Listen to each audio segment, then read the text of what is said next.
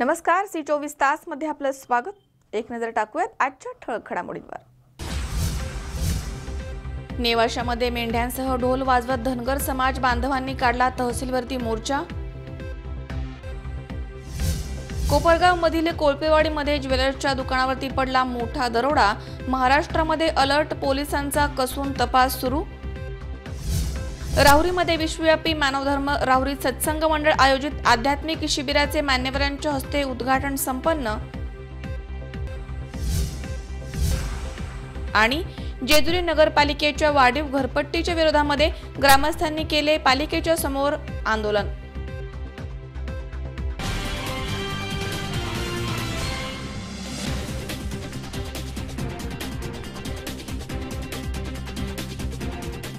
स्वप्नाहून सुंदर फर्निचर।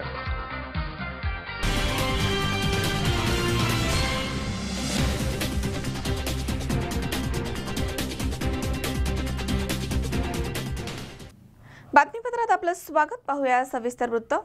धनगर समाजास अनुसूचित जमाती आरक्षण सवलती त्वरित लागू करण्यात याव्या मागणीसाठी नेवासा तहसील कार्यालयावरती 20 ऑगस्ट रोजी धनगर समाज बांधवांनी ढोल वाजवत मेंढ्यांसह भंडाऱ्याची उधळण करत मोर्चा काढला। यावेळी मोठा पोलीस बंदोबस्त इथे तैनात करण्यात आला होता। धनगर समाजास अनुसूचित जमाती आरक्षण सवलती त्वरित लागू कराव्यात या मागणीसाठी नेवासा येथील कृषी उत्पन्न बाजार समितीपासून येळकोट जय मल्हारच्या जोरदार घोषणा देत मेंढ्यांच्या कळपासह सुमारे 300 डफ ढोलांचा दणदणाट तसेच हातामध्ये पिवळे ध्वज घेऊन निघालेल्या मोर्चामधील हजारो तरुणांच्या जयघोषाने नेवासा नगरी दणाणून गेली। पिवळे ध्वज, पिवळे फेटे तसेच पिवळ्या भंडाऱ्याची उधळण यामुळे सर्वत्र रस्त्यावरती मोर्चे करू पिवळे दिसत होते। त्यामुळे नेवासा शहराला सोन्याच्या जेजुरीचं रूप आलं होतं। आरक्षणाच्या प्रमुख मागणीसह धनगर समाज ज्या ठिकाणी राहत असेल त्या सर्व वाड्या, वस्ती, तांडा इत्यादी ठिकाणी मूलभूत सोयी सुविधा उपलब्ध कराव्यात तसेच त्यासाठी स्वतंत्र निधीची व्यवस्था करावी।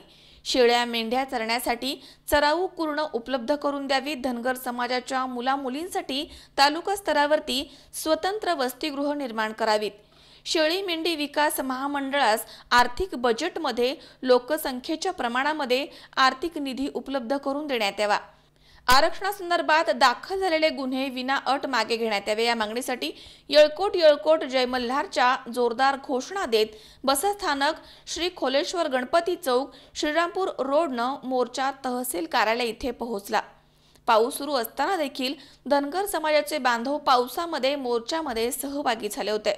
यावेळी माजी आमदार शंकरराव गडाख म्हणाले की आरक्षण देणार असं आश्वासन देणाऱ्यांनी आज 4 वर्ष झाले तरी आरक्षण दिलं नाहीये। आरक्षण आपल्याला सरकारकडनं हिसकावून घ्यायचं असेल तर नुसते मोर्चे काढून थांबता यायचं नाही। एक अशी ताकद, शक्ती आपण तयार केली पाहिजे की सर्वांना बरोबर घेऊन आपल्याला महाराष्ट्र शासनाकडनं आरक्षण हिसकावून घ्यावं लागेल। तर इतर समाजाच्या आरक्षणाला देखील धक्का न लावता धनगर, मराठा आणि मुस्लिम समाजाला आरक्षण देणं ही गरजेचं आहे। यासाठी कशाचीही पर्वा न करता मी तुमच्या पाठीशी उभा राहील। मी त्याच्याकरता जाहीरपणे पाठिंबा देण्याकरता इथे तुमच्या सर्वांच्या समोर उभा आहे। आज जिल्ह्यामध्ये, तालुक्यामध्ये आणि महाराष्ट्रामध्ये राजकारण असं सुरू झालेलं आहे की प्रत्येक समाजाचे जे हक्काचे प्रश्न आहेत या सरकारकडे त्याकरता प्रत्येक समाजात रस्त्यावरती उतरायला लागलेला आहे आणि त्या समाजाच्या प्रश्नाकरता शासन फक्त पाहतंय हे मोर्चे कसे होणार नाहीत, या मोर्चामध्ये फूट कशी पडेल, समाजामध्ये फूट कशी पडेल आणि मूळ आरक्षणाचा मुद्दा बाजूला कसा पडेल याकरता सरकार सर्वतोपरी प्रयत्न करत आहे। परंतु आता यांचे शब्द यांना अडवायला लागले। तुम्हाला जाहीरपणे आरक्षण 8 दिवसामध्ये दिलं जाईल असं आश्वासन।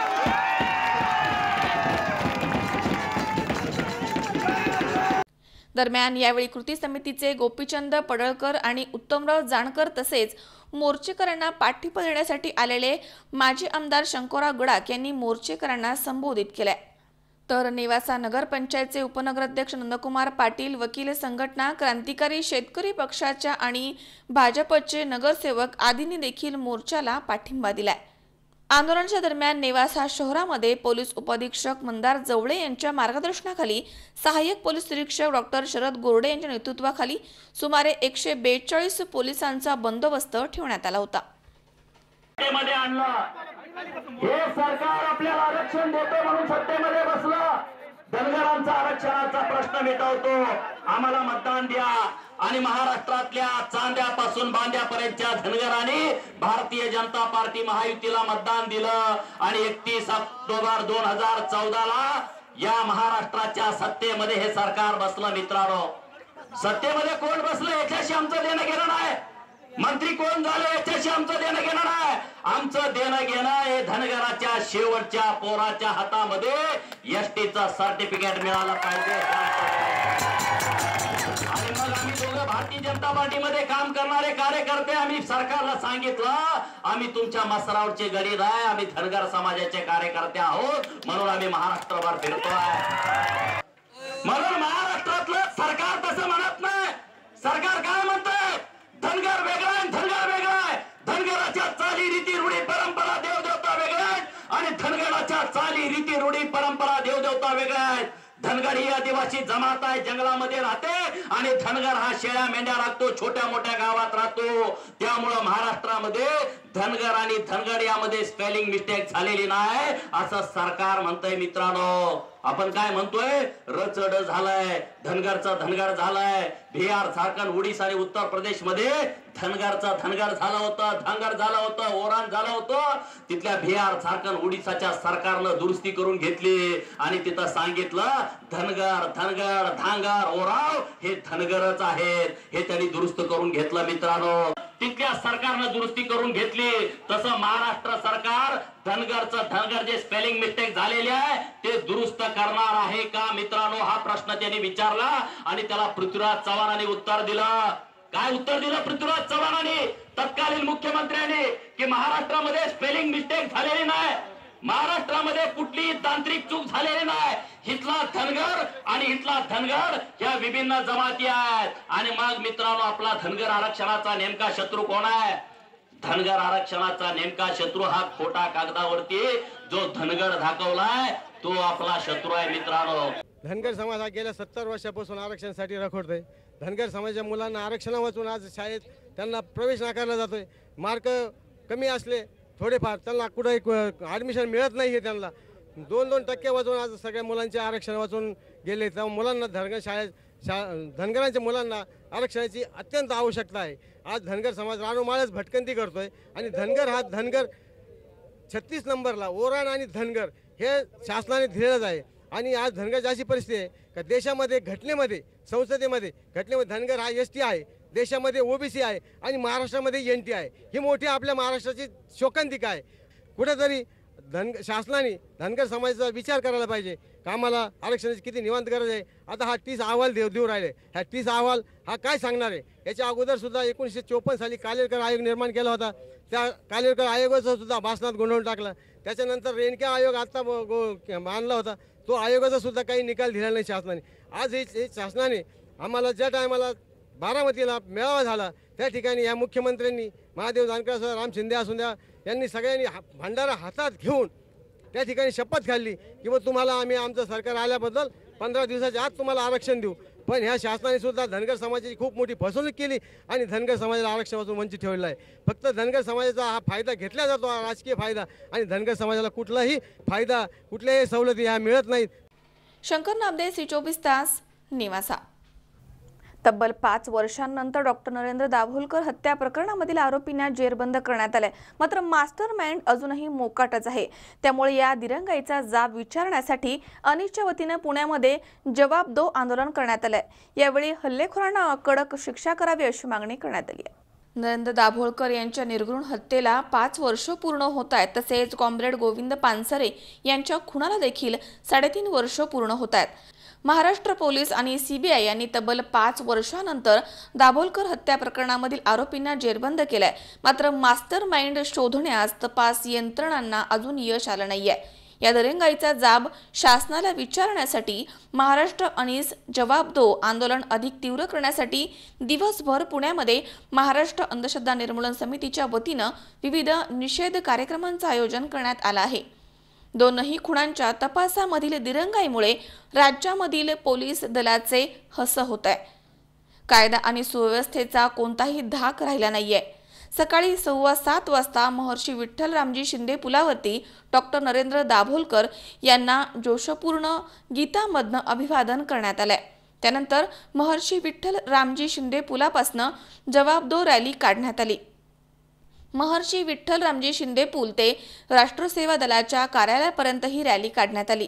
यावेळी अभिनेत्री सोनाली कुलकर्णी, मुक्ता दाभोलकर, हमीद दाभोलकर, सुभाष वारे, अजित अभ्यंकर, महात्मा गांधींचे नातू तुषार गांधी, मेघा पानसरे, शैला दाभोलकर, अतुल पेठे यांच्यासह अनीसचे कार्यकर्ते, नागरिक, विद्यार्थी या रॅलीमध्ये सहभागी झाले होते. यावेळी अमोल पालेकर यांनी तपासाबाबत समाधान व्यक्त केले. हल्लेखोरांना कडक शिक्षा झाली पाहिजे अशी मागणी यावेळी करण्यात आली आहे. मी कायमच शासन आणि न्यायव्यवस्थेवर विश्वास व्यक्त केलेला आहे. मी कायम जबाबदारी घेतलेली आहे की चांगलं काम करत राहणं ही आपल्या सगळ्यांची जबाबदारी आहे. डॉक्टर दाभोलकरांच्या हत्येला 5 वर्ष झाली हे अत्यंत क्लेशकारक आहे, कारण त्यांच्यासारख्या शांतताप्रिय आणि लोकांना चांगला विचार करण्याचं आवाहन करणाऱ्या माणसाला एका गोळीला सामोरं जावं लागलं आणि आपला जीव गमवावा लागला. हे फारच दुःखदायक आहे. त्याची आठवण ठेवणं आणि चांगलं काम करत राहणं याच्यासाठी आपण कटिबद्ध राहायला पाहिजे. आज 5 वर्ष पूर्ण होत आहेत. 5 वर्ष त्या संदर्भात काय प्रगती झाली, म्हणजे खुनी शोधण्यापासून त्याच्या मागे कोण कोण लोक आहेत, काय विचार आहेत, कुठच्या संस्था आहेत, हे सगळं करायला आज 5 वर्ष उलटली. आणि 5 वर्षात किती प्रगती झाली, नेमकं काय झालं, हा विचार रोज आपल्यासारख्यांच्या सामान्य माणसाच्या मनात येत असतो. आणि अगदी काल परवाच दाभोलकरांच्या संदर्भात दुसरी अटक झाल्यानंतर एकदम असं वातावरण निर्माण झालं की अरे वा, म्हणजे आता सगळं छान, सगळं संपलेलं आहे. मला असं वाटतं की आत्ता कुठे खऱ्या अर्थाने या तपासाला सुरुवात झाली. म्हणजे 5 वर्षात जर फक्त 2 जणांना अटक होऊ शकते, तर या गतीने हा तपास चालणार आहे का? म्हणजे याच्या पुढे किती वर्ष जाणार? मग त्याच्यामधला न्यायसंस्थेचा भाग, न्यायसंस्थेने आणलेल्या एका सातत्याने केलेल्या प्रश्नचिन्हांमुळे आपण निदान इथवर आलो, हेही आपण मान्य करायला पाहिजे. अमोल उदमालेसह हर्षल कोठावदे, C24 तास, पुणे. या ठिकाणी वेळ झाली छोट्याशा विश्रांतीची. अवघ्या काही क्षणात परत येतोय. तुम्ही पाहत रहा C24 तास, सगळ्या वर्तमानात बिनधास्त. स्वप्नाहून सुंदर फर्निचर.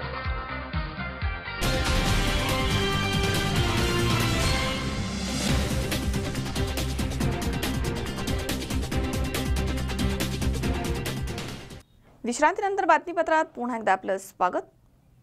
कोपरगाव तालुक्यातील कोळपेवाडी गावामध्ये 19 ऑगस्ट रोजी संध्याकाळी लक्ष्मी ज्वेलर्स या दुकानावरती मोठा दरोडा पडला. यामध्ये गोळीबारामध्ये मालक श्याम घाडगे यांचा मृत्यू झाला, तर गणेश घाडगे हे जखमी झाले आहेत. या मोठ्या दरोड्याच्या प्रकरणी महाराष्ट्र राज्यामध्ये पोलिसांनी आता अलर्ट केला आहे. तर दरोडेखोरांच्या विषयी माहिती देणाऱ्यास योग्य बक्षीस दिलं जाईल असं देखील सांगण्यात आलं आहे. कोपरगाव तालुक्यातील कोळपेवाडी गावामध्ये 19 ऑगस्ट रोजी सायंकाळी लक्ष्मी ज्वेलर्स या दुकानावरती पडलेल्या दरोड्याची घटना गाव पातळीपासून राज्य पातळीपर्यंत जाऊन पोहोचली आहे. घटनेची विचार करण्यासारखी परिस्थिती सर्वांच्या समोर आता निर्माण झाली आहे. या प्रकरणामधील गुन्हेगारांचा शोध घेण्याचं काम पोलिसांनी युद्ध पातळीवरती सुरू केलंय. या घटनेच्या निषेधार्थ तालुक्यातील सराफ दुकानदारांसह कोळपेवाडी पंचक्रोशीमधील व्यापाऱ्यांनी सोमवारी गावामध्ये कडकडीत बंद ठेवला होता आणि या घटनेमधील मयत झालेले श्याम घाडगे यांच्यावरती रात्री उशिरा शोकाकुल वातावरणामध्ये अंत्यसंस्कार करण्यात आले। रविवारी सायंकाळी कोळपेवाडी येथील मुख्य रस्त्यावरती 13 अज्ञात दरोडेखोरांनी लक्ष्मी ज्वेलर्स या दुकानावरती दरोडा टाकला। दरोडेखोरांनी सोनारावरती केलेल्या गोळीबारामध्ये ज्वेलर्सचे मालक श्याम विठ्ठल घाडगे आणि गणेश विठ्ठल घाडगे या दोघांवरती गोळीबार झाला। यामध्ये श्याम घाडगे यांचा मृत्यू झाला, तर गणेश घाडगे यांची प्रकृती गंभीर असल्यामुळे त्यांना नाशिक इथे हलवण्यात आलं होतं। या प्रकरणी कोपरगाव ग्रामीण पोलीस स्टेशनमध्ये अक्षय संजय थोरात यांच्या फिर्यादीवरून गुन्हा नोंदवण्यात आलाय, तर अज्ञात आरोपींच्या विरुद्ध गुन्हा दाखल करण्यात आलाय। त्यामध्ये त्यांनी म्हटलंय की दरोडेखोरांनी लाकडी दांडके, लोखंडी कोयता, पिस्तुलाचा वापर केला आहे। टॉप्स, मिनी गंठन, अंगठ्या, वेलजोड, सोन्याचे मणी असे 900 ग्रॅम वजनाचे सोन्याचे दागिने, सरासरी 26,55,000 किमतीचा ऐवज लुटून नेण्यात आलाय। या प्रकारामुळे संपूर्ण कोळपेवाडी गावासह तालुका हादरून गेला। सदर घटनेमुळे नागरिकांनी तीव्र संताप व्यक्त केला आहे। घटनेच्या निषेधार्थ कोपरगाव तालुका सराफी व्यापाऱ्यांनी कोळपेवाडी गावामधील सर्व व्यवहार, व्यापारी, दुकानं बंद ठेवले होते। सदर प्रकरण घडताच पोलीस अधीक्षक रंजनकुमार शर्मा, रोहिदास पवार अप्पर पोलीस अधीक्षक श्रीरामपूर, अभिजित शिवतरे उपविभागीय पोलीस अधिकारी शिर्डी, PV लोखंडे पोलीस निरीक्षक कोपरगाव, उपनिरीक्षक रामेश्वर तुर्नर आदी पोलीस अधिकारी घटनास्थळी तपास करण्यासाठी दाखल झाले होते। याबाबत जिल्हा पोलीस अधीक्षक रंजनकुमार शर्मा यांनी अधिक माहिती देताना सांगितले की या घटनेचं गांभीर्य लक्षात घेऊन पूर्ण महाराष्ट्र राज्याला अलर्ट करण्यात आला आहे। त्यासाठी 20 पथकं तपासासाठी लावण्यात आले आहेत। 2006-07 मध्ये अशा घटना घडल्या होत्या। त्या घटनेमध्ये ज्या पथकानं काम केलं होतं त्यांची देखील मदत घेऊन पुढील तपास सुरू आहे। कोळपेवाडी परिसरामध्ये भीतीचं वातावरण तयार होऊ नये म्हणून त्या ठिकाणी राज्य राखीव दलाचे एक पोलीस पथक नेमण्यात आले। गुन्ह्याच्या पर्यवेक्षणासाठी घटनास्थळी अहमदनगर, श्रीरामपूरचे ॲडिशनल SP तसेच शिर्डी, संगमनेरचे SDOP मुक्कामी ठेवण्यात आले आहेत। महाराष्ट्रामधील सर्व क्राईम ब्रांचला माहिती देऊन या गुन्ह्याचा सखोल तपास सुरू आहे। या घटनेशी संबंधित आरोपींची माहिती देणाऱ्यास योग्य बक्षीस देखील जाहीर करण्यात आले। कोळपेवाडी गावामध्ये लक्ष्मी ज्वेलर्स या सराफाच्या दुकानावर दरोड्याची घटना झालेली आहे। या फायरिंगमध्ये एक मयत झालेला आहे आणि दुसऱ्याचे उपचार नाशिकमध्ये चालू आहे। या गुन्ह्याचे गांभीर्य पाहून पूर्ण महाराष्ट्र राज्याला अलर्ट करण्यात आलेला आहे आणि यांच्यामध्ये आतापर्यंत 20 पथक जे आहे तपासासाठी लावण्यात आलेलं आहे। तसेच अशा प्रकारचे गुन्हे पूर्वी कालामध्ये 2006-07 दरम्यान झालेला आहे। त्यावेळी ज्या लोकांनी त्या पथकामध्ये किंवा तपासादरम्यान काम केलेले आहे त्यांच्याकडून अशा प्रकारच्या टोलीची माहिती घेऊन जे आहे पुढील तपास आपल्याकडे चालू आहे। परिसरामध्ये परत काही लोकांमध्ये भीतीचे वातावरण तयार होऊ नये यासाठी कोळपेवाडी गावामध्ये एक SRPF प्लाटून नियुक्त करण्यात आलेला आहे। त्यानंतर या गुन्ह्याचे तपासवर पर्यवेक्षणासाठी अहमदनगरचे ॲडिशनल SP आणि श्रीरामपूरचे ॲडिशनल SP हे दोघांना या ठिकाणी मुक्कामी राहण्याबद्दलचे आदेश करण्यात आलेला आहे। त्यासोबतच SDPO शिर्डी आणि SDPO संगमनेर यांना पण मुक्कामी राहण्याचे आदेश करण्यात आलेला आहे। या सर्वांचे जे पथक आहे ते पण या कामामध्ये मदत करत आहे। पूर्ण परिक्षेत्रापासून सर्व जिल्ह्याचे जळगाव, धुलिया, नंदुरबार, नाशिक, अहमदनगर या सर्वांचे क्राईम ब्रांचची टीम या ठिकाणी या गुन्ह्याचे तपासच्या कामामध्ये लागलेले आहे। त्यासोबतच इतर जिल्ह्याचे पण क्राईम ब्रांचला याबद्दलचे माहिती देऊन त्यांना अलर्ट करण्यात आलेलं आहे आणि पूर्ण महाराष्ट्रामध्ये आरोपीला शोधण्याचा काम पूर्ण गांभीर्यपूर्वक आणि पूर्ण हे सर्व माहितीचे देवाणघेवाण करून चालू आहे। आपल्याला मिळालेली आहे त्यांच्यामध्ये एक ठिकाणी जे 14 जण दिसतो, दुसऱ्या ठिकाणी 8-10 जण दिसतात, असं 14 जण किंवा त्यापेक्षाही जास्त लोक यांच्यामध्ये असण्याची शक्यता आहे. कारण की या गँग जे आहे ज्यावेळी अशा प्रकारचे गुन्हे करतात त्यावेळी जे आहे जास्त लोकांना घेऊनच करतात. पूर्वीच्या काळामध्ये पण असं मोठे मोठे टोली बनवून यांनी अशा प्रकारचे गुन्हे केलेले आहे. तर त्याच सर्व बद्दलचे तपास आपल्याकडे आता चालू आहे की आपला गँग फिक्स करण्याच्या की कोणती गँग आहे ते करण्याचे काम चालू आहे. त्यानंतर जे CCTV फुटेजचे कलेक्शन आहे, बाकीचे जे टेक्निकल एव्हिडन्स आणि डेटा कलेक्शनचे काम चालू आहे. आणि जितके टोलनाका आहे, हॉटेल, लॉजेस, ढाबे, आणखी काही जिथे हे लोक लपून बसू शकतात असं सर्व ठिकाणीचे सर्चिंग आपल्याकडून चालू आहे. मी पूर्ण नागरिकांना आवाहन करतो की जर हे CCTV फुटेज आम्ही ऑलरेडी सर्व व्हॉट्सॲप ग्रुपवर दिलेले आहे, ते पाहून जर कोणालाही आरोपीबद्दल काही माहिती मिळत असेल तर ते तात्काळ आमचे मोबाईल नंबरवर व्हॉट्सॲप किंवा SMS द्वारे देऊ शकतात. मोबाईल नंबर आहे 8888310000. या नंबरवर ते माहिती देणार. त्यांचे नाव जे आहे पूर्णपणे गुप्त ठेवण्यात येईल आणि जर चांगली इन्फॉर्मेशन आपल्याला मिळाली तर त्यांना योग्य तो बक्षीससुद्धा देण्यात येईल. घटनेच्या ठिकाणी खासदार सदाशिव लोखंडे, कर्मवीर शंकरराव काळे, सहकारी साखर कारखान्याचे चेअरमन आशुतोष काळे, आमदार सिंहलता कोल्हे, ज्योती पतसंस्थेचे चेअरमन ॲडव्होकेट रवींद्र बोरावके आदींनी घटनेची माहिती घेतली आहे. दुर्दैवी घटना घडली की कोळपेवाडी येथे लक्ष्मी ज्वेलर्सचे जे मालक आहे गणेश सुभाष घाडगे, इथे ते जखमी झाले आणि लक्ष्मी ज्वेलर्सवर एक दरोडा पडला. दरोडा असा जवळजवळ 12 ते 15 लोकांनी एकत्रित येऊन दुकानाची तोडफोड करून श्याम सुभाष घाडगे यांना गोळीबार करून त्याच्यात त्यांचा मृत्यू झाला. तर गणेश सुभाष घाडगे यांच्यावर सह्याद्री हॉस्पिटल येथे उपचार चालू आहे. त्यांची प्रकृती सध्या स्थिर आहे. परंतु श्याम सुभाष घाडगे यांचा अतिशय दुर्दैवी मृत्यू झाल्यामुळे एक प्रकारचं त्या परिसरामध्ये भीतीचं आणि आजूबाजूच्या परिसरात भीतीचं वातावरण पसरलेलं आहे. आत्ताच आपल्या जिल्ह्याची SP साहेबांची मीटिंग झाली आणि त्यांनी त्याच्यामध्ये तातडीने आरोपींची शोध मोहीम सुरू केली आहे. त्यासाठी संपूर्ण महाराष्ट्रभर शोध मोहीम चालू आहे. त्याच्यात 20 टीम जवळजवळ कार्यरत आहे. LCBच्या काही क्राईम ब्रँचच्या सगळे यंत्रणा कार्यरत आहे.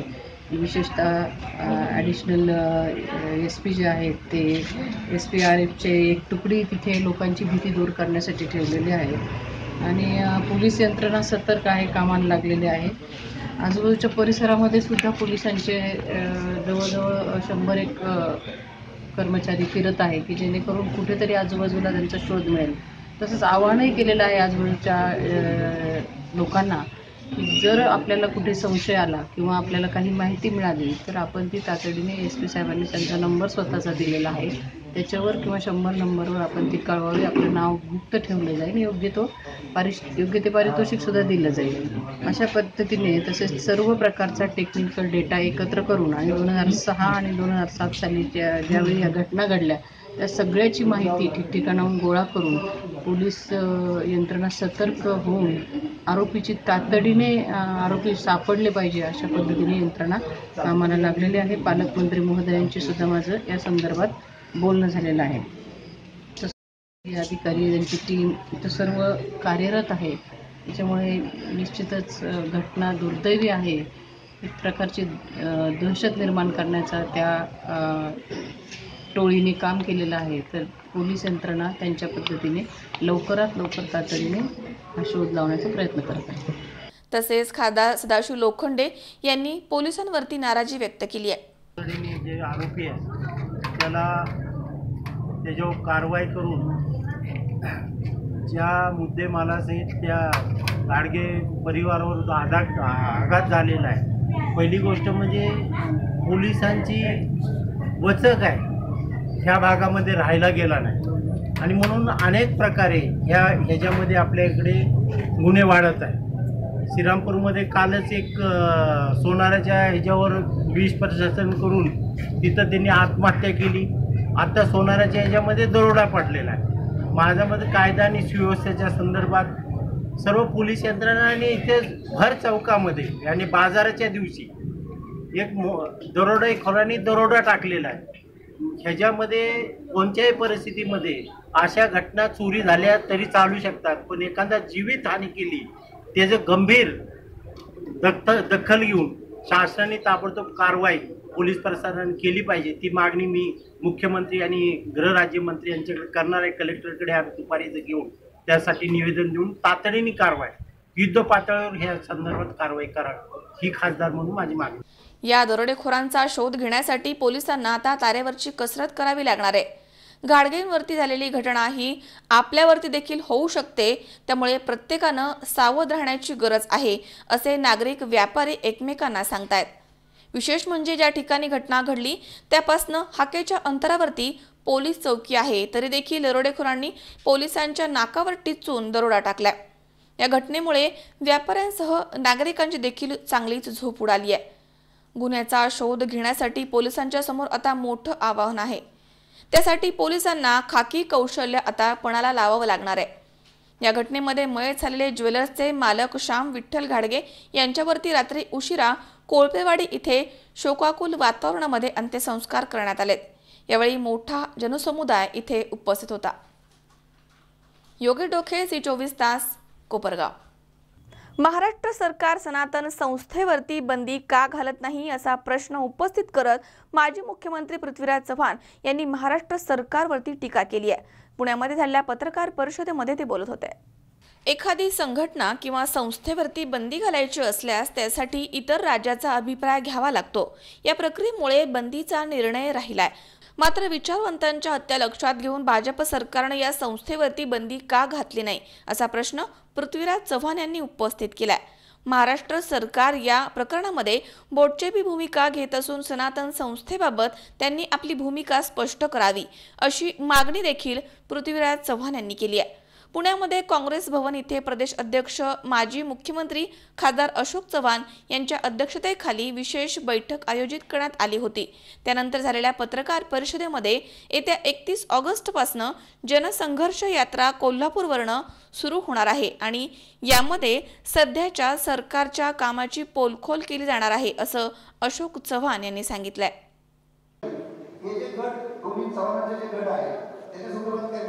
तुम्ही आमच्यामध्ये गट पाडण्याचा प्रयत्न कृपया करू नका.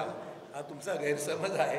पृथ्वीराज चव्हाणजी आणि मी अशोक चव्हाण आम्ही दोघं एकत्रच आहोत. शेवटी चव्हाणच आहोत ना आम्ही, काय फरक पडतो ते विषय नाही आहे. आम्ही दोघं एकत्र आहोत आणि कृपया असं काही गैरसमज किंवा कारण असताना काही हे निर्माण करण्याचा प्रयत्न अजिबात तसं.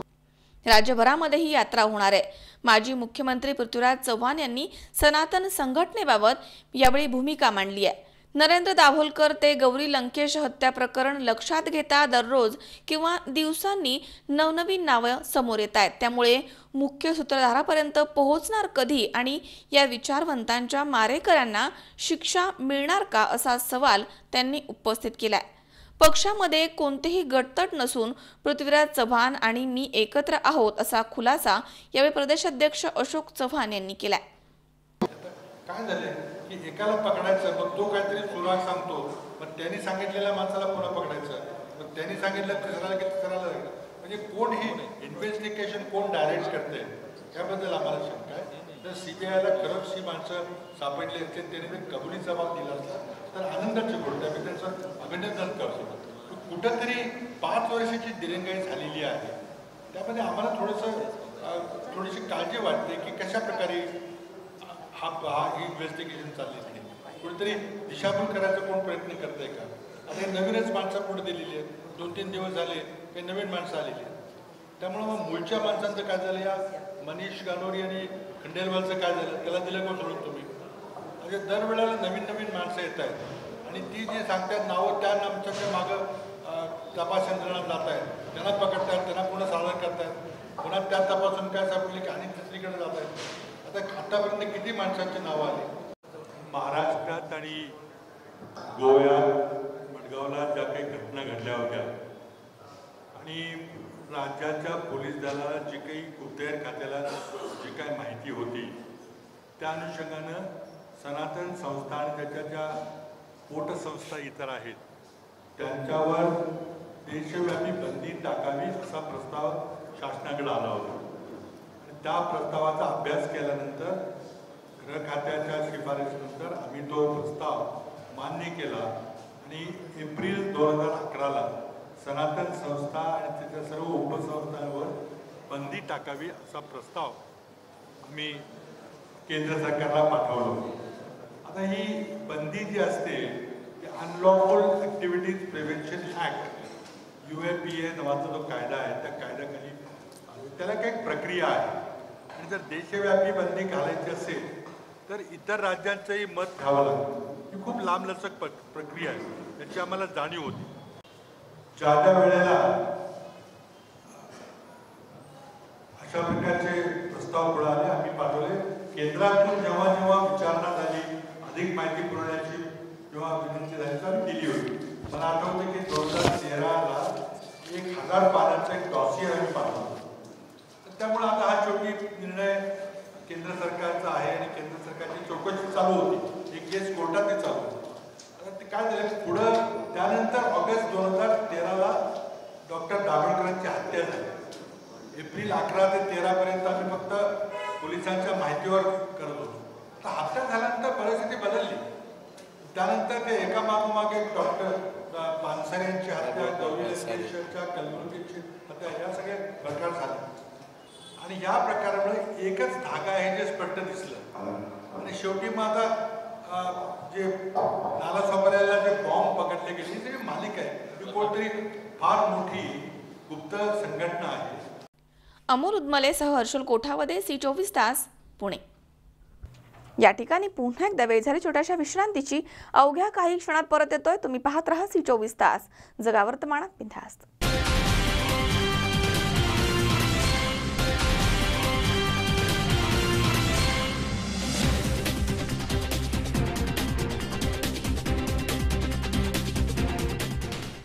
विश्रांतीनंतर बातमीपत्रात पुन्हा एकदा आपलं स्वागत. राहुरी येथील पांडुरंग मंगल कार्यालयामध्ये विश्वव्यापी मानवधर्म राहुरी सत्संग मंडळ यांच्या वतीनं आध्यात्मिक शिबिराचं आयोजन करण्यात आलंय. या शिबिराचं उद्घाटन मान्यवरांच्या हस्ते संपन्न झालंय. 20 ते 23 ऑगस्ट दरम्यान हे शिबिर असणार आहे. आत्मस्वरूपाचं दर्शन होण्यासाठी आध्यात्मिक शिबिर गरजेचं आहे. पूर्वीच्या काळी ऋषी मुनी साधूंनी हेच केलं आहे. ईश्वरानं 3.5 हातांचा देह दिला. विधभर पोटासाठी माणूस काय करतो त्यासाठी सद्गुरूंच्या मार्गदर्शनाची गरज असते. कलयुगामध्ये सामुदायिक ध्यान काळाची गरज आहे. येशू ख्रिस्तानं 12 वर्ष भगवंतांचं नामस्मरण केलं. येशू ख्रिस्त आणि जगद्गुरू तुकाराम हे गुरुबंधू आहेत असे प्रतिपादन हरिभक्त पारायण सुमंत बापू हंबीर यांनी केलंय. राहुरी येथील पांडुरंग मंगल कार्यालयामध्ये विश्वव्यापी मानवधर्म राहुरी सत्संग मंडळ आयोजित आध्यात्मिक शिबिरामध्ये श्री हंबीर बापू बोलत होते. सोमवारी या शिबिराचं उद्घाटन झालंय. यावेळी शिवशाहीर विजय तनपुरे, पत्रकार आणि C24 तासचे डायरेक्टर अनिल जाधव, संपादक वसंतराव झावरे, राजेंद्र वाडेकर, भाऊसाहेब येवले, अनिल कोळसे, रासपचे नानासाहेब जुंदारे, शिवसेना जिल्हा प्रमुख रावसाहेब खेवरे, पंचायत समिती सदस्य प्रदीप पवार, न्यू इंडिया इन्शुरन्सचे उत्तमराव गाडे, राजू डावकर आदी उपस्थित होते. राहुरी सत्संग मंडळाचे अमित शहाणे यावेळी म्हणाले की कैलासवासी अनिल शहाणे यांच्या प्रयत्नांमधनं या शिबिरांना तालुक्यामध्ये सुरुवात झाली आहे. तसेच नामस्मरणामध्ये येऊन अनेक लोक व्यसनमुक्त झाले आहेत. यावेळी रासपचे जिल्हाध्यक्ष नानासाहेब जुंदारे, संपादक वसंतराव झावरे, राजेंद्र वाडेकर, भाऊसाहेब येवले, शिवशाहीर विजय तनपुरे आदींनी आपलं मनोगत व्यक्त केलंय. 20 ऑगस्ट ते 23 ऑगस्ट या कालावधीमध्ये पांडुरंग मंगल कार्यालयामध्ये चालणाऱ्या या शिबिरासाठी मिलिंद शेटे आणि सुदेश बोरुडे यांनी मोफत कार्यालय उपलब्ध करून दिलंय. या आध्यात्मिक शिबिरासाठी बहुसंख्य साधक इथे उपस्थित होते. यावेळी आभार दत्तात्रय तमनर यांनी मानले तर सूत्रसंचालन गीते यांनी केलंय. म्हणून त्या सत्संगतीचा लाभ झाल्याशिवाय राहणार नाही. म्हणून बाबांनो हे आध्यात्मिक शिबिर हे लाख मुलाच्या सत्संगतीतला आहे. या संगतीत तुम्ही आला तरी संगती जाती ऐशी घडी पुन्हा नव्हे, म्हणजे पुन्हा तुम्हाला गेलेली वेळ मिळणार नाही. जसं आपण आपल्या प्रत्येक क्षणानं आपलं आयुष्य कमी होतं, म्हणून प्रत्येक क्षणामध्ये तो नामाचा ध्वनी तुमच्या श्वासामध्ये भरलेला आहे. त्यावर फक्त लक्ष द्या. तरी अवधान एक ले लीजिए, एक लक्ष द्या. म्हणून बाबांनो, हे आध्यात्मिक शिबिराचं स्वरूप उच्चतम तऱ्हेनं 15 वर्षाच्या कालावधीतला हा भेद तुम्हाला या ठिकाणी सहज मिळत जाणार आहे. एकाग्रता सहज होणार आहे. नामातली अनुभूती येणार आहे. या आध्यात्मिक शिबिरामध्ये एकमेकाच्या संगतीमधून नामाच्या रूपानं या ठिकाणी तुम्हाला फायदा झाल्याशिवाय राहणार नाही. आणि हा फायदा अविनाशी आहे. भगवंताच्या नामाचा फायदा अविनाशी, नाश पावत नाही. आणि तुम्ही केलेलं क्रियामान कर्म, पुण्यात्मक सत्वगुणामधून घडलेलं कर्म ते भोगून सारलं जातं आणि वाईटामधून घडलेलं कर्म ते भोगून सारलं जातं. पण नामामधून घडलेलं कर्म अकर्म स्वरूपातलं कर्म आहे. ते कधीही नाश पावणार नाही. पुढील जन्मामध्ये तुम्हाला याचा लाभ झाल्याशिवाय राहणार नाही. म्हणून बाबांनो, हा आध्यात्मिक शिबिराचा योग 15व्या वर्षातला आहे. आणि ही सेवा तुमच्या हातून सतत घडत राहो एवढीच भगवंत चरणी प्रार्थना करतो. आणि उद्याच्या प्रवचनामध्ये 4 विश्वव्यापी मनोधर्म आश्रम परिधान सत्संग मंडळ राहुरी तालुका आणि परिसर आयोजित आध्यात्मिक शिबिर. आणि या आध्यात्मिक शिबिराचं हे आमचं या ठिकाणी पहिलं वर्ष आहे. आमचं या ठिकाणी 15वं वर्ष या ठिकाणी आहे. आणि या 15व्या वर्षामध्ये हे आध्यात्मिक शिबिर घेत असताना अत्यंत आनंद या ठिकाणी होत आहे. या आध्यात्मिक शिबिरापासून अनेक या राहुरी तालुक्यातील लोकांना ध्यानयुक्त नामस्मरण घेतल्याने अनेक लोकांना या ठिकाणी फायदा या ठिकाणी झालेला आहे. आणि या ठिकाणी या आध्यात्मिक शिबिरामध्ये गुरुवारी सद्गुरू समर्थ श्री सुमंत बापूजी आंबीर हे या ठिकाणी ध्यानधारणेची रीत या ठिकाणी समजून सांगतात. जे नामस्मरण साधू संत ऋषीमुनींनी जे नामस्मरण केलं तेच नामस्मरण या ठिकाणी सद्गुरू श्री सुमंत बापूजी आंबीर हे आपल्या अनुभवसिद्ध स्वरूपामधून हे नामस्मरण या ठिकाणी देत असतात. की जे नामस्मरण केल्याने शरीर जे आहे, आपलं शरीर जे आहे, तर शरीरामध्ये जे काही आजार असतील, म्हणजे शरीर मधले जे काही व्याधी आहेत त्या व्याधी सर्व दूर होऊन मानवाला उत्तम असं आरोग्य या ठिकाणी लाभलं जातं. आणि त्यानंतर मानवाच्या ठिकाणी असणारं मनबुद्धी चित्त हे जे सर्व काही आहे ते सर्व शुद्ध होऊन उत्तम असं आरोग्य माणसाला लाभतं. आणि त्याचप्रमाणे या आध्यात्मिक शिबिरामध्ये प्राणायाम, योगासने हेही या ठिकाणी शिकवली जातात. हे जे शिबिर आहे हे शिबिर 4 दिवस या ठिकाणी या पांडुरंग लॉन्समध्ये हे शिबिर 4 दिवस चालणार आहे. तर या शिबिराचा सर्व राहुरी तालुक्यातील नागरिकांनी फायदा घ्यावा. आणि या शिबिरामधून महत्त्वाचं जे आहे ते पहाटे 3 ते 6 सद्गुरूच्या समोर ध्यानधारणा करण्याची संधी या ठिकाणी आहे. आणि संध्याकाळी 6:30 ते 7:30 या वेळेमध्ये सद्गुरूंचं जे प्रवचन आहे ते प्रवचन आपल्याला या ठिकाणी ऐकायला मिळणार आहे. तर त्या प्रवचनाचाही सर्व राहुरीकर वासियांनी त्या प्रवचनाचाही लाभ घ्यावा ही नम्र विनंती. विश्वव्यापी मानवधर्म आश्रम राहुरी तालुका सत्संग मंडळ आयोजित आध्यात्मिक शिबिर. हे आध्यात्मिक शिबिराचं इथं 15वं वर्ष आहे.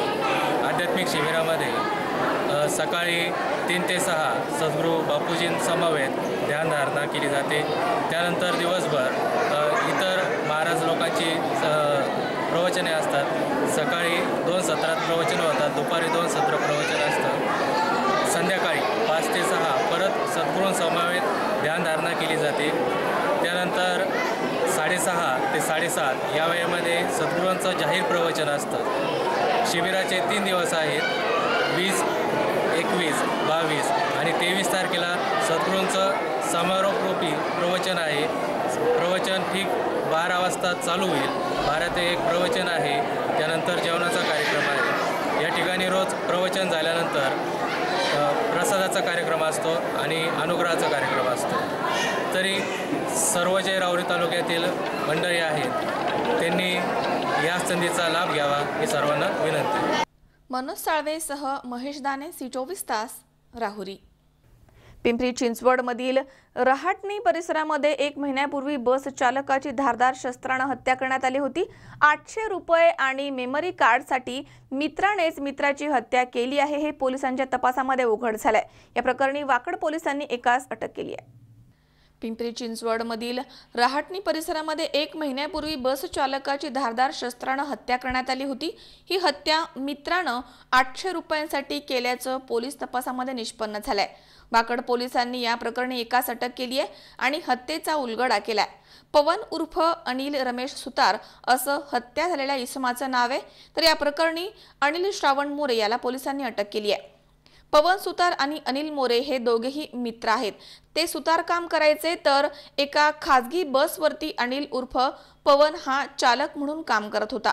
अनिलने पवनची 800 रुपये मजुरी त्याला न सांगता घेतली होती. त्यानंतर अनिलनं पवनच्या मोबाईलमधील मेमरी कार्ड गहाण ठेवून दारूची पार्टी देखील केली होती. त्यानंतर पवननं मेमरी कार्ड परत मागितल्यानंतर अनिलनं टाळाटाळ केली.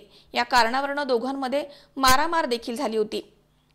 16 जुलैच्या रात्री पवन खासगी बसमध्ये झोपलेला असताना अनिलनं धारदार शस्त्रानं पवनची हत्या केली आणि पसार झाला होता. अखेर 1 महिन्यानंतर पोलिसांनी या हत्येचा उलगडा केलाय. यामध्ये पोलिसांनी अनिल मोरे याला अटक केली आहे. दिनांक 16 जुलै 2018 रोजी आपल्याला कुणाल हॉटेलच्या पाठीमागे एका आयशर बसमध्ये एक डेड बॉडी सापडली होती, ज्याच्यावर वार करून त्याचा खून करण्यात आला होता. आपण पाहिलं की तपासामध्ये कळलं की अनिल रमेश सुतार नावाच्या इसमाची ती बॉडी होती आणि या इसमाचा कोणीतरी अज्ञात माणसाने कुठल्या तरी धारदार हत्याराने त्याच्यावर वार करून जवळजवळ 34 वार त्याच्या अंगावर होते, त्याचा खून केला होता. या संदर्भाने आपण त्याच्याविषयी बरीच माहिती घेतली. वाकड पोलीस स्टेशनच्या 2-3 टीम्स त्याच्या मागे होत्या. ह्या हा गुन्हा डिटेक्ट करण्यासाठी जवळजवळ 170 लोकांचे आपण सगळे टेलिफोन रेकॉर्ड्स वगैरे देखील चेक केले आणि तपासांती आपल्याला तो एका मित्राबरोबर नेहमी दारू पीत असे वगैरे संशय आला. हा मित्र बरेच दिवस सापडला नाही आपल्याला. त्याच्यानंतर तपास पथकं नेमण्यात आली आणि आपण त्याच्यापर्यंत पोहोचलो. काल आपण त्याला त्याच्याकडे इंटरसेप्ट केला त्याला आणि त्याच्याकडे चौकशी केली. त्याच्याकडून हा गुन्हा त्याने केल्याचं निष्पन्न झाला आहे आणि आत्ता हा आरोपी अनिल श्रावण मोरे रहाटणीचा त्याला या गुन्ह्यामध्ये अटक केलेली आहे. कारण म्हटलं तर किरकोळ होतं. हे दोन्ही मित्र होते, दोन्ही दारुडे होते आणि दोघंही एकत्र दारू प्यायचे. 800 रुपये जो मयत आहे त्याने एकदा उसने घेतले होते. मयताचं मोबाईल सिम कार्ड देखील या आरोपीला त्याने वापरायला दिलं होतं. त्याच्यावरून या दोघांमध्ये वाद झाला आणि दोघांनी दारूच्या नशेत होते, पण त्यावेळी याने रागाच्या भरात त्याचा मर्डर केला. अमोल उदमलेसह हर्षल कोठावदे, C24 तास, पुणे. या ठिकाणी पुन्हा एकदा वेळ झाली छोट्याशा विश्रांतीची. अवघ्या काही क्षणात परत येतोय. तुम्ही पाहत रहा C24 तास, जगा वर्तमानात बिनधास्त.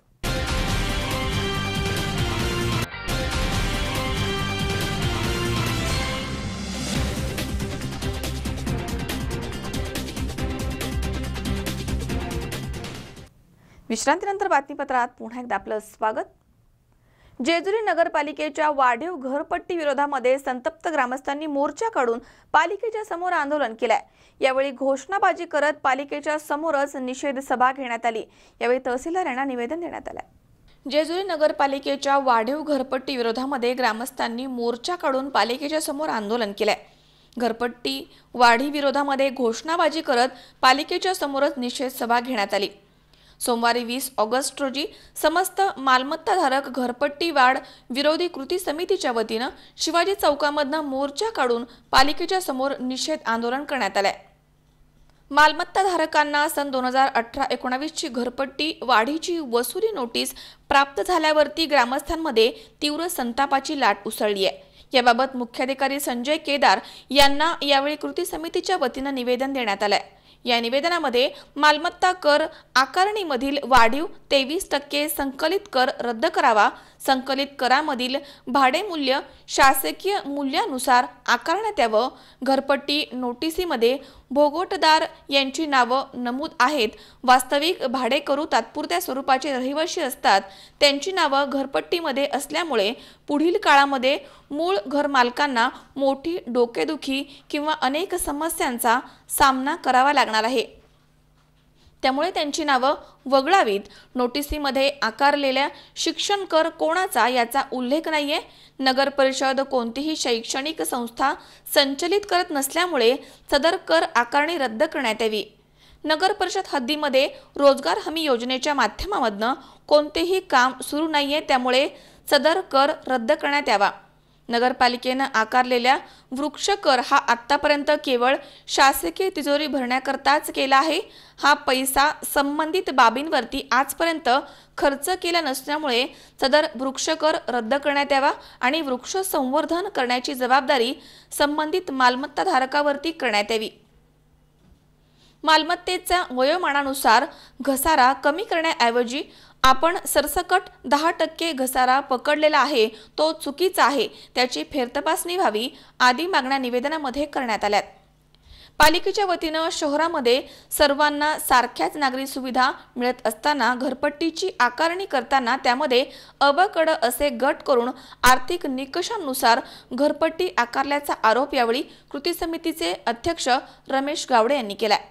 या सर्वपक्षीय मोर्चा आंदोलनामध्ये नगरसेवक जयदीप बारभाई, किरण दावलकर, प्रसाद आत्रे, प्रकाश खाडे, सुधीर गोडसे, अनिल झगडे, सतीश गाडगे, खंडू काकडे, नामदेव जगताप, एनडी जगताप, संदीप जगताप, तात्यासाहेब बालवडकर, ग्रामस्थ आणि महिला उपस्थित होत्या.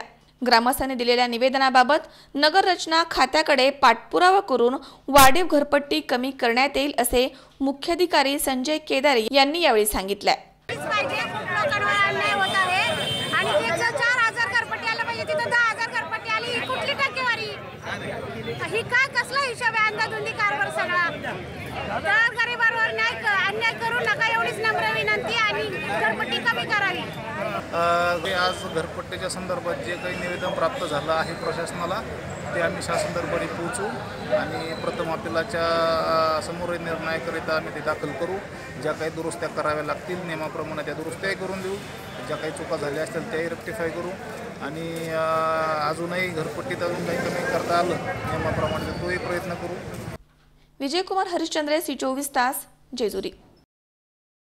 आंबेगाव तालुक्यातील नागापूर येथील गोदाबाई शिंदे या वृद्ध महिलेला आणि तिच्या नातवाला जीवे मारण्याची धमकी देऊन चोरट्यांनी त्यांच्या घरामधनं 18 तोळे सोनं आणि 20,000 रोख रक्कम घेऊन पोबारा केलाय. आंबेगाव तालुक्यातील नागापूर येथील वळती ते मंचर रस्त्यावरती असलेल्या हॉटेल गारवा जवळच राहत असलेल्या शिंदे कुटुंबामधील हरिभाऊ नारायण शिंदे देवदर्शनाला गेले होते, तर मुलगा कामानिमित्त रविवारी मुंबईला गेला होता. त्यामुळे घरी हरिभाऊ शिंदे यांची पत्नी गोदाबाई शिंदे आणि नातू पारस हे दोघेच होते. सोमवारी 20 ऑगस्ट रोजी पहाटे 3च्या सुमारास चोरट्यांनी त्यांच्या दरवाजावरती लाथा मारून आतमध्ये प्रवेश केला. प्रवेश करताच चोरट्यांनी गोदाबाई यांच्या जवळील मोबाईल हिसकावून घेत त्यांना जीवे मारण्याची धमकी दिली आणि त्यांच्या अंगावरील सर्व दागिने काढून देण्यास सांगितलं. त्यावेळी घाबरलेल्या गोदाबाईनं गळ्यामधील मंगळसूत्र, कानामधील कुड्या, साखळ्या काढून त्यांच्याजवळ दिल्या. तसेच घरामधील पेटीमधील 20,000ची रोख रक्कम घेऊन तसेच 18 तोळे सोनं घेऊन चोरटे घराला बाहेरून कडी घालून मोबाईल बाहेर ठेवून पसार झालेत. चोरटे गेल्याची खात्री होताच गोदाबाई यांनी आरडाओरडा केला. त्यांचा आवाज ऐकून शेजारील रामदास दळे यांनी बाहेरील कढी काढली आणि सर्व प्रकार लक्षात येताच गोदाबाई शिंदे आणि रामदास दळे हे नागापूरच्या सरपंच वैशाली पोहकर यांच्या घरी आले आणि घडलेली सर्व घटना सांगितली आहे. पोलीस पाटील संजय पोहकर यांनी मंचर पोलीस ठाण्यामध्ये चोरीच्या घटनेची माहिती दिली आहे. सोमवारी सकाळी मंचर पोलीस ठाण्याचे पोलीस उपनिरीक्षक अर्जुन शिंदे यांनी घटनास्थळी धाव घेऊन पंचनामा केलाय. दरम्यान श्वान पथक देखील इथे बोलवण्यात आलं होतं. श्वान पथकानं चोरट्यांचा माग घेतला, परंतु काही अंतरापर्यंतच माग लागलाय. तर आता पुढील तपास मंचरचे पोलीस करतात. गोदाबाई हरिभाऊ शिंदे. ही रात्री किती वाजता घटना घडली? 3 वाजता. नक्की 3 वाजता झालं काय नक्की? आणि जे चोर आले होते ते किती जण होते आणि नक्की कशा पद्धतीने त्यांनी चोरी केली त्याबद्दल थोडंसं सांगा आम्हाला. ते आले 4 जण होते ना, त्यांनी ते दरवाजा लोटला असं एवढ्या ताकदीनं त्याचं ते तुटून ताटून ते दरवाजा बरोबरच आतमध्ये आले घरामध्ये. आल्याच्या नंतर तर उजून एक जण मागं आला आणि पायरी उभा राहिला आणि एक जण लागला माझ्या गळ्यातलं वाढायला आणि 2 जण लागली इकडं चाफायला. असं झालेलं आहे. आमचं बुद्धी बंद करून टाकली. गळ्यातलं ओढलं त्याच्यानंतर कानातलं घ्यायला लागली. ती लागली कान वाढाय. मग मी म्हणले माझं कान ओढू नका तुटन, मी काढून देते. मग मी कानातलं हाताने काढून दिलेली त्यांना. आणि बाकीचं सगळं माझं ऐवज पेटीमध्ये होता आणि त्यांच्या पेटीचा कोंड्यात वाढानं ते सगळं पेटीतलं घेऊन गेले. त्यांना काही कपाटात शोकेसमध्ये इकडं काही मिळालं नाही, फक्त त्यांनी पसारा करून ठेवलेला आहे. सगळं मिळालं ते त्यांना पेटीतच मिळालेलं आहे. त्यानंतर तुम्ही आरडाओरडा केला किंवा शेजारच्याला बोलवलं? आरडाओरडा नाही केला. ते त्यांनी असं शिगा बिगा होते ना त्यांच्याकडं, ते सारखं तिकडं चापायचं. उसं झालं का असं येऊन उघडायचं आमच्यावर, नाकावर बोट ठेवायचं असं गपची बसा म्हणून. मग आम्ही काहीच नाही. ज्यावेळेला ते बाहेर निघालं ना, त्यांनी माझी अशी घरातली मोठी बॅटरी असते का आपल्या हातात धरायची, ती बॅटरी मोबाईल बाहेर आणला. बाहेर आल्याच्या नंतर त्यांनी बाहेरून कडी घातली आणि मोबाईल इथं बाहेर आणून ठेवला. म्हणले जर कोणाला आवाज जर केला तर आम्ही फिरून येऊन मारू. मग जवळजवळ अर्धा-पाऊण तास मी काहीच आम्ही बोललोच नाही. मग जेव्हा 4:30 झाल्या ना, मग मी ही खिडकी उघडली आणि इथून लोकांना आवाज द्यायला लागले आणि मग ही लोक आली, आलो आलो आलो, पण ती वेळ निघून गेली होती तेव्हा.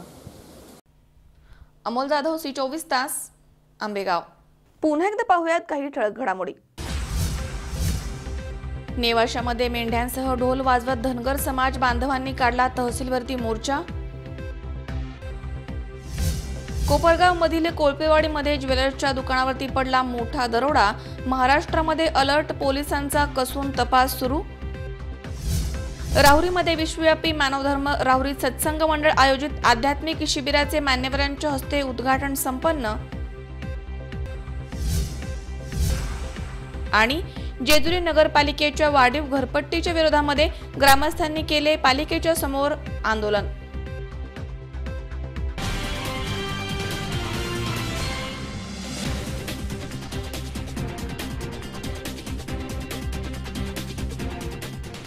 याचबरोबर बातमीपत्रात आज वेळ झाली इथेच थांबण्याची.